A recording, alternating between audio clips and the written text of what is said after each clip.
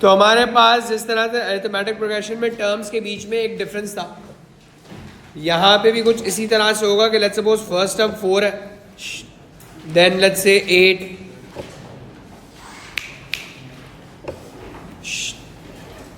Then 16, 32, 64 and so on and so forth. ठीक है, ये हमारी टर्म 1 है, टर्म 2, टर्म 3, टर्म 4, टर्म 5। क्या हो रहा है, समझ में आ रहा है?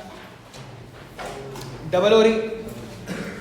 तो एपी में हम नेक्स्ट टर्म लाने के लिए प्रीवियस टर्म में कुछ ऐड करते थे, जीपी में नेक्स्ट टर्म लाने के लिए हम प्रीवियस टर्म में कोई चीज़ मल्टीप्लाई करवाएंगे। तो क्या चीज़ मल्टीप्लाई हो रही है? 2। यहाँ से यहाँ पे, यहाँ से यहाँ पे, यहाँ से यहाँ पे 2 से मल्टीप्लाई हो रहा है। ठीक है, 2 कैसे समझ में आया? 8 डिवाइड बाय 4, या फिर 16 डिवाइड बाय 8, या फिर 32 डिवाइड बाय 16, या फिर 64 divide by 32 and so on and so fourth. तो यहाँ पे हम ये कह रहे हैं कि 2 चीज़ें, फर्स्ट टर्म जैसे एपी में हुआ करती थी विच इज ए। ठीक है, फर्स्ट टर्म मेरी ए है, और इस केस में 4 है। कॉमन डिफरेंस की जगह we have common ratio which is represented as R, जो कि इस केस में है 2। और कॉमन रेशो निकालने का तरीका ये है कि second term divide by first term कर दूं, या फिर 10th term divide by 9th term, कोई भी successive term divide by the previous term. ठीक है, तो मेरे पास कॉमन रेशियो निकल के आ जाए। सही, सो फार सो गुड। तो अगर मैं फॉर्मूला बनाने की कोशिश करूं तो हम कहते हैं ये ए है, इसको मैं आर से मल्टीप्लाई कराऊंगा 2 से, तो ये आ जाएगा। फिर सेकंड टर्म को आर से मल्टीप्लाई कराएंगे तो ये आ जाएगा। फिर इसको आर से मल्टीप्लाई कराएंगे तो ये आ जाएगा। फिर इसको आर से मल्टीप्लाई कराएंगे तो ये आ जाएगा। ऐसा ही है कि नहीं है? यानी कि आगे अगर मैं चलते जाऊं तो मेरे पास एक nth टर्म आएगी, and this nth term is going to be what? A R N -1। -1 क्यों हो रहा है? क्योंकि जब यहाँ पे पावर 5 है, ये 5 है तो ये 4 है, ये 4 है तो ये 3 है, ये 3 है तो ये 2 है, ये 2 है तो ये 1 है, and so on and so forth. ठीक है, तो मेरे पास टर्म का फॉर्मूला आ गया A R N -1। This is the formula for the term of GP. Clear? फिर बात कर लेते सम की, कि जब हम सम की बात करते हैं, एक साथ लिखना, फोकस कर लो, कि सम is first term plus second term plus third term plus fourth term, चलता रहेगा ही। जो सेकंड लास्ट टर्म है वो हो जाएगी ए आर एन -2, और लास्ट टर्म हो जाएगी ए आर एन -1। अब मैं ये कहता हूं कि अब एक काम करो कि आर से मल्टीप्लाई करवाओ। ठीक है, यानी कि यही चीज दोबारा लिखते हैं, लेकिन इस दफा मैं कह रहा हूं आर से मल्टीप्लाई करा के लिखो। यानी कि अगर मैं पूरी की पूरी इक्वेशन को आर से मल्टीप्लाई करा दूं तो ये ए आर हो जाएगा, ये ए आर स्क्वायर हो जाएगा, ये ए आर स्क्वायर खा गया मैं,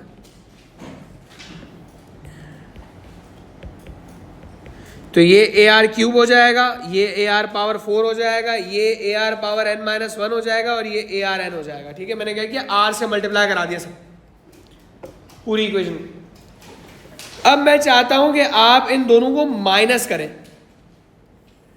तो जब मैं माइनस करूंगा तो ये हो जाएगा Sn - RSn इक्वल टू, जब हम माइनस करेंगे तो A R minus A are चला गया, कैंसिल हो गया, A are square minus A are square, A R cube minus A are cube, ये सब कैंसिल हो, ये भी कैंसिल हो जाएगा इवेंचुअली, ये भी कैंसिल हो जाएगा, बचेगा क्या? एक ये और एक ये, बस इसके अलावा कुछ नहीं बच रहा। अग्री? हाँ, तो ये हो जाएगा a plus A R power sorry a minus A R power n। Do we agree? Left side से Sn को कॉमन लेते हैं, राइट साइड से a को कॉमन लेते हैं, तो Sn का फॉर्मूला आ गया a 1 minus are N over 1 minus r. ठीक है, ये फॉर्मूला है sum of the first n terms. कोई ना कोई टर्म होगी जिससे हो जाएगा, डायगनली कैंसिल हो रहा है ना। ठीक है, तो सब कैंसिल हो जाएंगे, बस आखिरी वाले को कैंसिल करने के लिए यहाँ पे कोई टर्म नहीं है ना, तो ये रह जाएगा। और फर्स्ट वाले को कैंसिल करने के लिए मेरे पास यहाँ पे कोई टर्म नहीं है, तो ये भी रह जाएगा sum of the n terms in GP. कुछ बुक्स में इसका फॉर्मूला इस तरह भी लिखा होता है, तो कहीं घबरा मत जाना। ठीक है, कुछ नहीं किया हुआ, ऊपर और नीचे से नेगेटिव को कॉमन लेके कैंसिल कर दिया बस, इट्स द सेम थिंग। अभी रुक जाओ, कॉपी करने का टाइम एक साथ देता हूं मैं, टेंशन नहीं लो।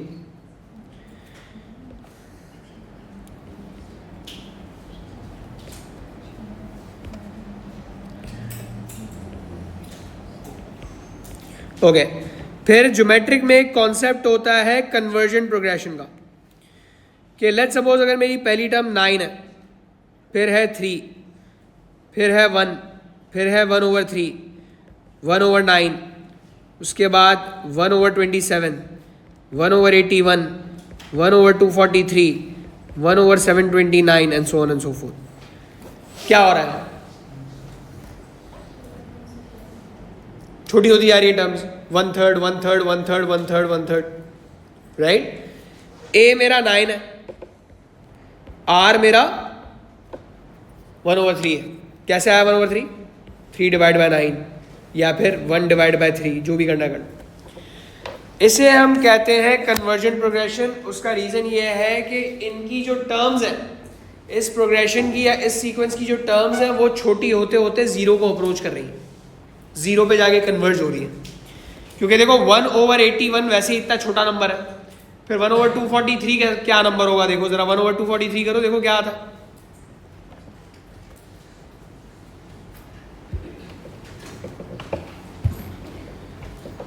वन ओवर 243 इज 0 पॉइंट, फिर 1/729 करो, देखो क्या आता है।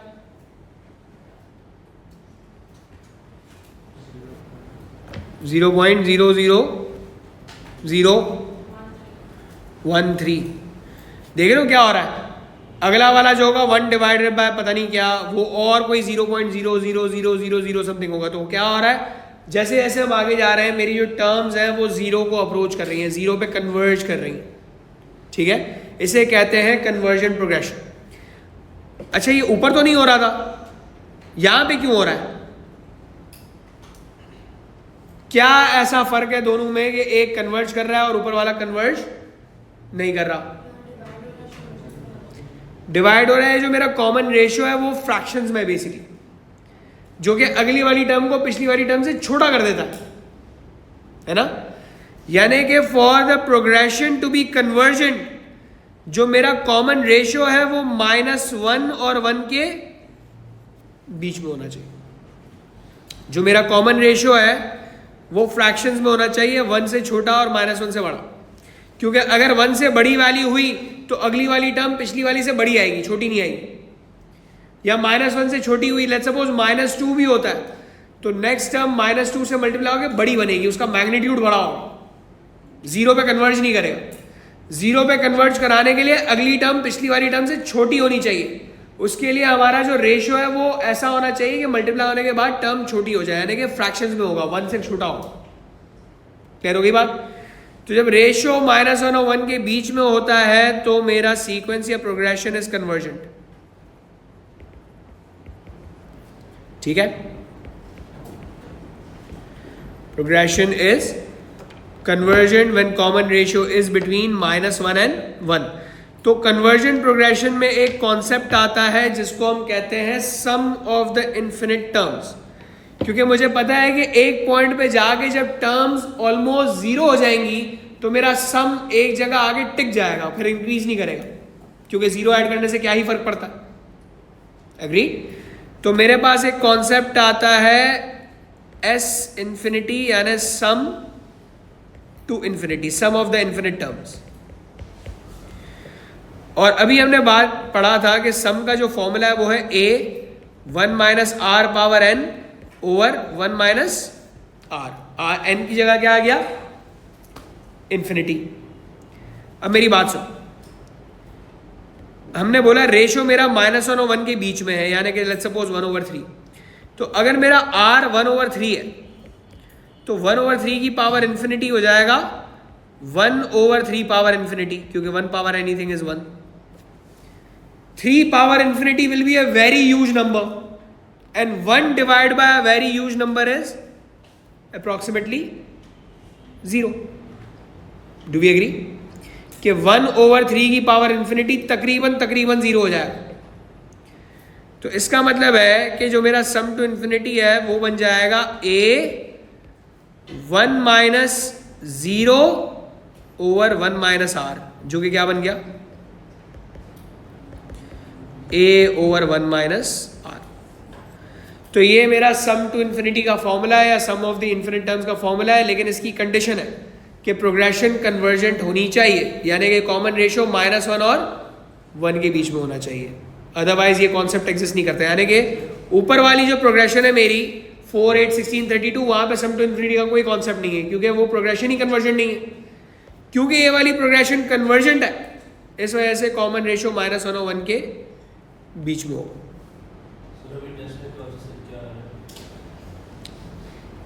बताता हूँ, कॉपी करो उसको, ट्रिग्नोमेट्री और सीरीज। सीरीज में बायनोमियल एपीजीपी।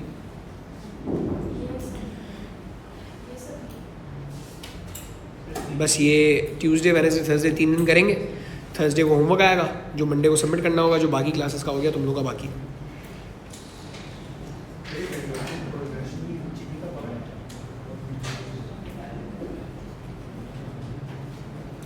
कॉपी कर लो आराम से जल्दी से।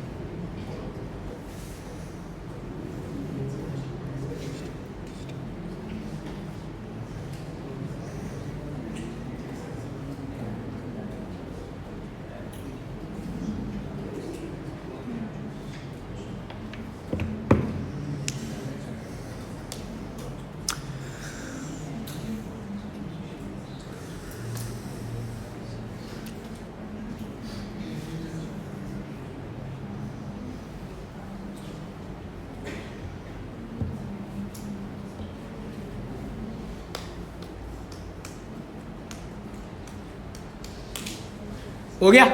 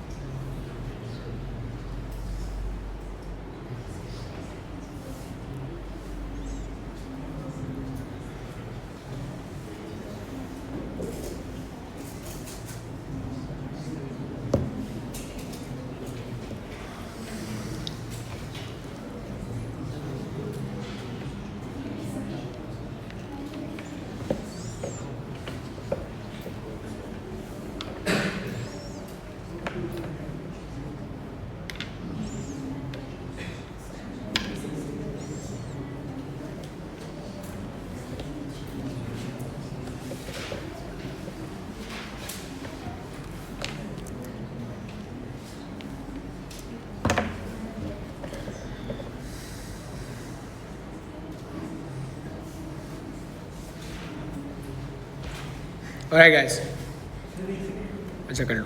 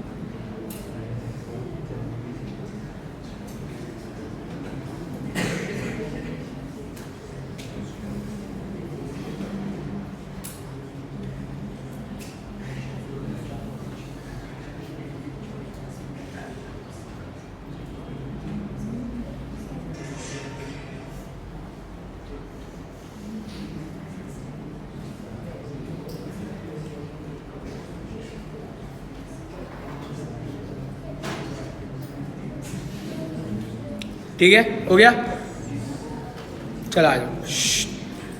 Everyone, progression has a first term of 12 and the fifth term is 18. Find the 13th term if the progression is geometric. ठीक है, तो पहले T5 को यूज करके R निकाल लें, क्या ख्याल है? T5 का फॉर्मूला क्या बनेगा? A R power 4. A is 12, R power 4 equals to 18. Agree? तो R पावर 4 हो जाएगा 3/2. अब इसकी वैल्यू कैलकुलेट करके रखनी है, रख लो, वरना इसको इधर ही रहने दो फिलहाल, देखते हैं क्या करना है इसके साथ। T13 जो होगा that would be AR power 12. A की जगह डाल दो 12, R पावर 12 को मैं इस तरह से लिख दूं R पावर 4 क्यूब्ड, ताकि R पावर 4 को डायरेक्टली यूज कर लूं, राउंडिंग ऑफ के मसले ना आए, सिर्फ ये रीजन है बस। ठीक है, यानी कि ये हो जाएगा 12 इंटू 3/2 पावर 3। तो देखो क्या आ गया,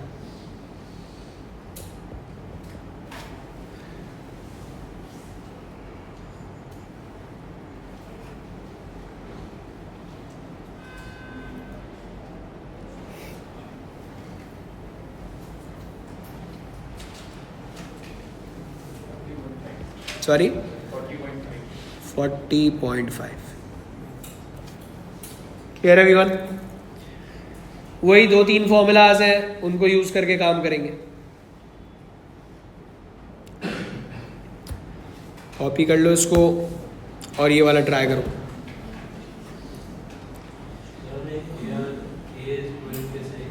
ये तो दिया हुआ है ना, फर्स्ट टर्म इज 12,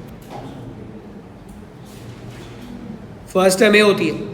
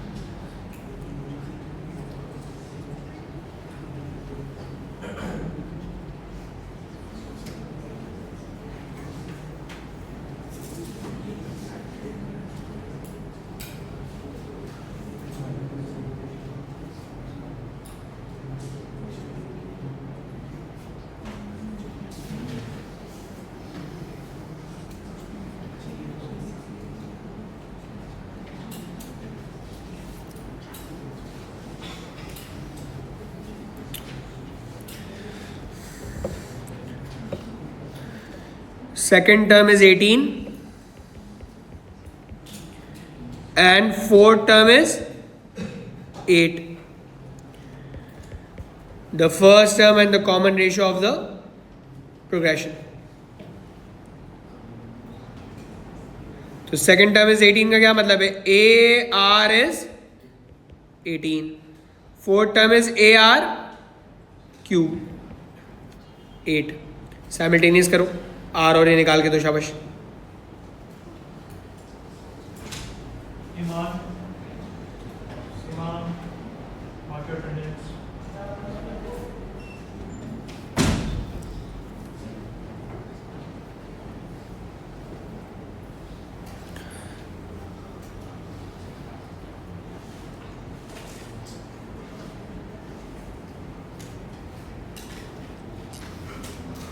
निकाला?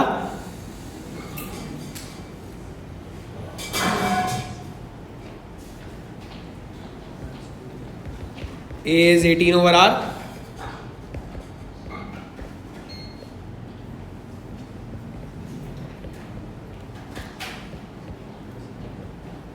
R square is 8 over 18.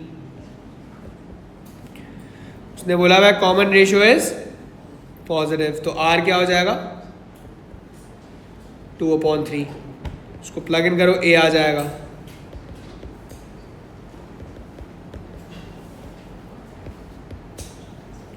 A is 27.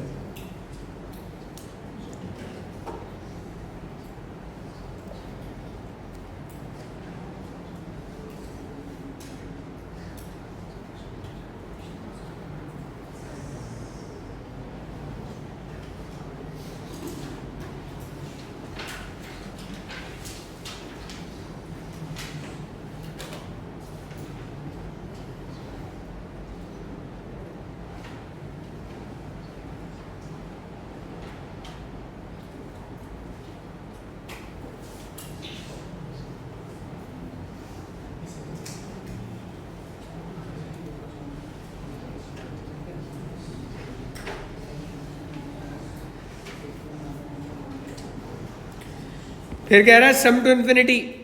क्या फॉर्मूला पढ़ा हमने? A/1 - R, लेकिन कंडीशन थी ना R माइनस और 1 के बीच में होना चाहिए, है कि नहीं है? है, तो कोई मसला ही नहीं है. वैसे भी A हो जाएगा 27 over 1 - 2 over 3, 81. ठीक है, सो फार इजी, कोई मसला?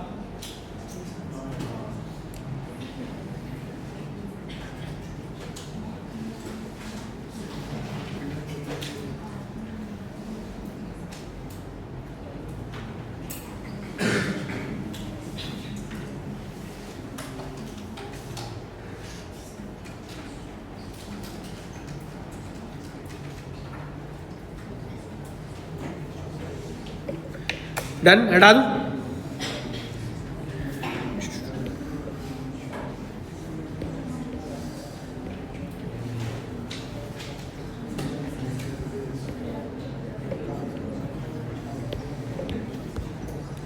Alright guys, let's talk about percentage increase decrease. Compound interest याद है? ओ लेवल वाला, दैट्स ज्योमेट्रिक. कि अगर 5% कंपाउंड इंटरेस्ट है तो क्या होता है? जो इनिशियल अमाउंट है उस पर 5% लगेगा फर्स्ट ईयर में, फिर सेकंड ईयर में क्या होगा? जो टोटल अमाउंट थी फर्स्ट ईयर के एंड में उस पर 5% लगेगा, and so on and so fourth. यानी कि next amount would be 1.05 times the previous amount, अगर 5% कंपाउंड इंटरेस्ट है. तो अगर मैं कह रहा हूं if amount increases by 5% each time of the previous amount,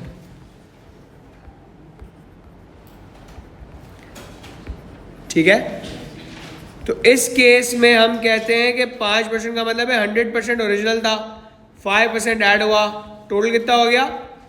105%. यानी कि कॉमन रेशियो हो जाएगा 1.05. That next term will be 1.05 times the previous term, ठीक है। नेक्स्ट ईयर की जो अमाउंट होगी that would be 1.05 times the previous years amount. तो परसेंटेज इंक्रीज में जो भी आएगा उसको हमने फिर 1.05 या 10% इंक्रीज है तो 1.1, 20% इंक्रीज है तो 1.2 and so on and so fourth करके लिखना है रेशो, ठीक है। ये बात क्लियर है। और अगर डिक्रीज करती है, डिक्रीजेज बाय 5%, तो 100% माइनस 5% इज 95%, यानी कि रेशियो क्या हो जाएगा 95%, 0.95 के next amount would be 95% of the previous amount, क्योंकि आपकी जो अमाउंट है वो डिक्रीज हो रही है 5% से। लेट्स सपोज अगर बैक्टीरिया है, एक ड्रग लेने से बैक्टीरिया खत्म हो रहा है ज्योमेट्रिक प्रोग्रेशन से, तो अगर 5% खत्म होता है आफ्टर एवरी आवर, ठीक है, तो next hour the number of bacteria would be 95% of the previous, then the next hour would be 95% of that and so on and so forth, ठीक है।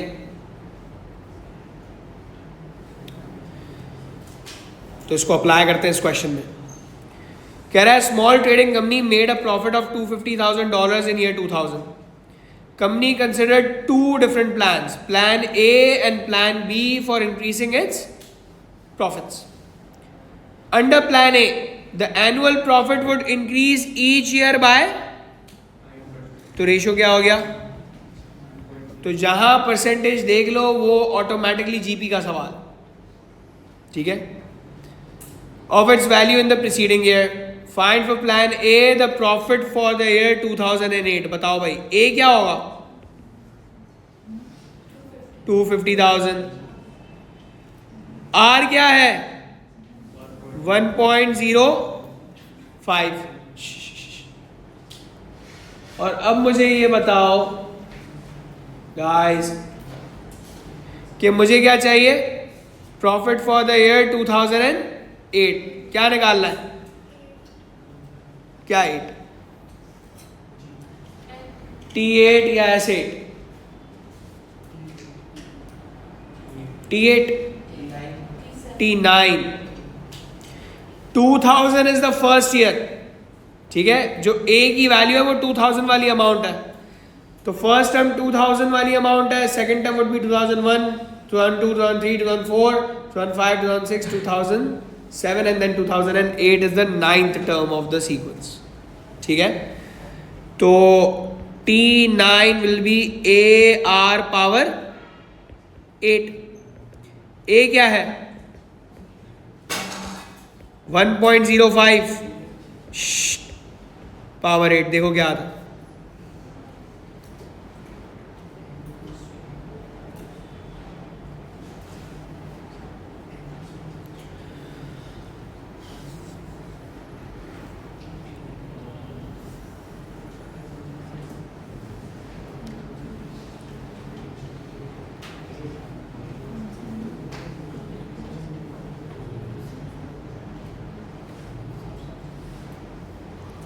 क्या आया 369, आगे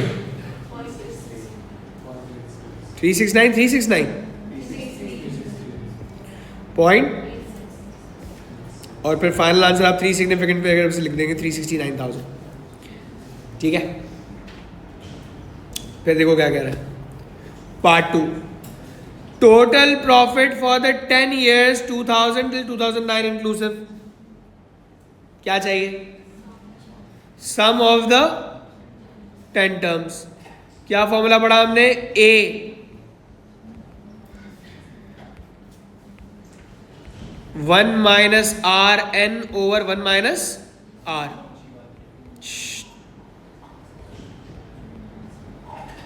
10 ओवर 1 माइनस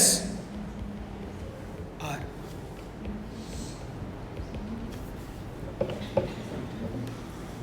बताओ भाई,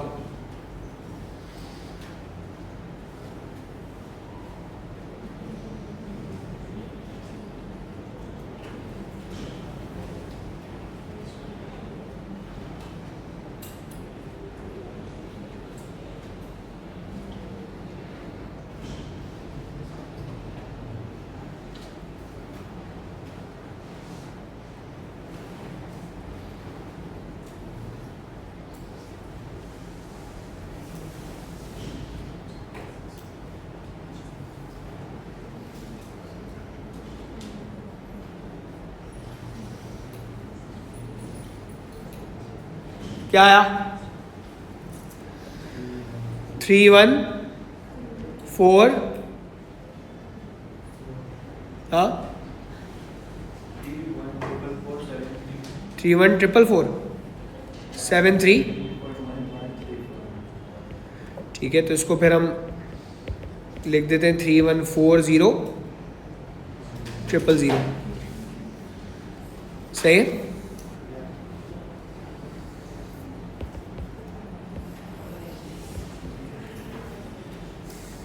देखो क्या कह रहा है, जब कुछ ना लिखा हो तो आंसर को 3 सिक्फिक पे राउंड ऑफ कर सकते हैं हम for the sake of simplicity. Non exact answers को हम 3 सिक्फिक पे लिख सकते हैं। कह रहा है under plan be the annual profit would increase each year by the constant amount D. ये क्या है?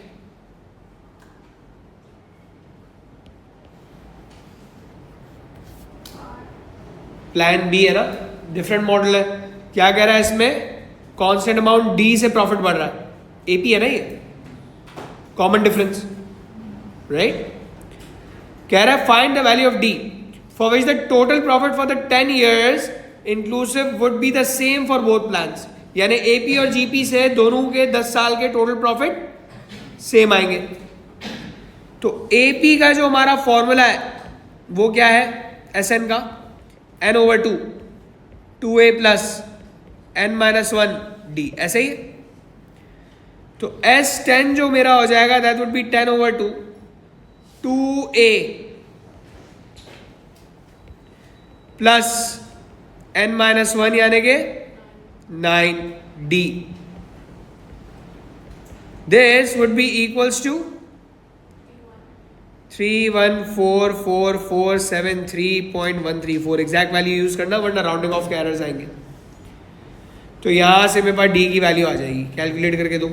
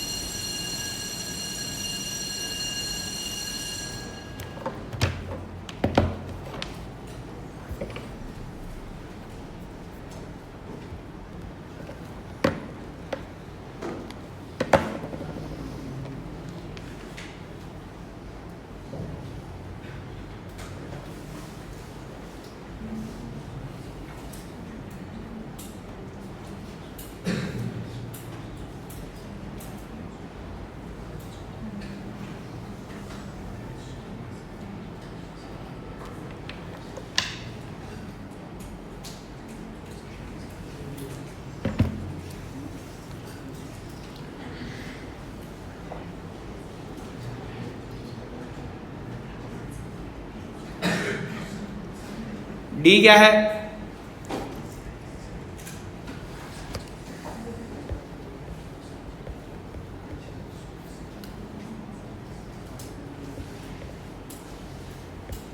आया नहीं आया? क्या आ रहा है? हाँ आने दो। 14,321.6 यार यहाँ सही 14,300।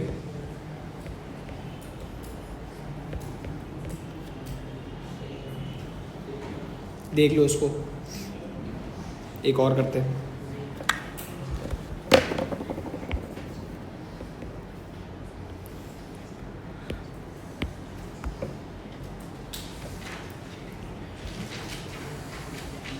कर लिया?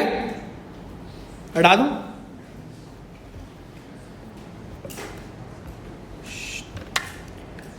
तो ये वो क्या कह रहा है a geometric progression in which all the terms are positive as a common ratio r sum of the first n terms, equation साथ साथ बनाते रहो, sum of the first n terms is less than 90% of the sum to infinity। 90% मतलब 0.9। Inequality सही है।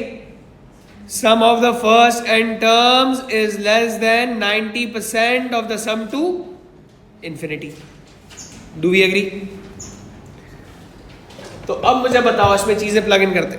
Sum of the first n terms is basically a 1 minus are power n over 1 minus r, यही formula is less than 0.9 times a over 1 minus are.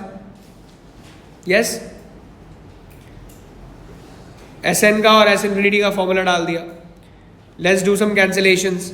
ए और a cancel हो गया, 1 minus are और 1 minus are cancel हो गया, बचा गया 1 minus are power N less than 0.9। तो minus are power N less than minus 0.1। Minus का साइन हटाएंगे, इनइक्वालिटी फ्लिप हो जाएगी। ठीक है, किस पॉइंट पे, किस पॉइंट पे समझ नहीं आया? ये ठीक है, ये यहां पे मसला है। ए और ये ठीक है। फिर मैंने क्या किया, एस एन का फॉर्मूला डाला, एस इन्फिनिटी का फॉर्मूला डाला। ए और ए कैंसिल हो गया, 1 माइनस आर कैंसिल हो गया। क्या बचा? 1 minus are power N less than 0.1 को राइट में भेजा। उसके बाद माइनस का साइन हटाया, इनइक्वालिटी फ्लिप कर दी, प्रूव हो गया। ठीक है, let's keep it till here.